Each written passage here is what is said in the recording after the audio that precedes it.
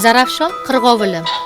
Qirg'ovul o'zining go'zal va yorqin patlari bilan ajralib turadigan, yurtimizda keng tarqalgan qushlardan biridir. U respublikamizning deyarli barcha hududlarida uchraydi. U asosan daryo bo'yidagi qamishzorlarda, to'qayzorlarda va sug'oriladigan yerlarda yashashni yoqtiradi. Qirg'ovul o'troq qush hisoblanadi, ya'ni u boshqa qushlar singari issiq o'lkalarga uchib ketmaydi. Yil bo'yi bir joyda yashaydi. Bu qush hozirda zaiflikka yaqin tur hisoblanadi. Bu degani uning soni kamayib ketmasligi uchun biz uni e'zozlashimiz va yashash joylarini, ya'ni to'qaylarni vayron qilmasligimiz kerak.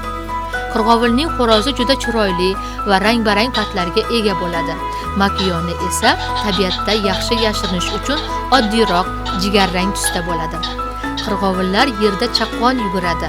Xavf tug'ilganda esa birdan uchib keta oladi.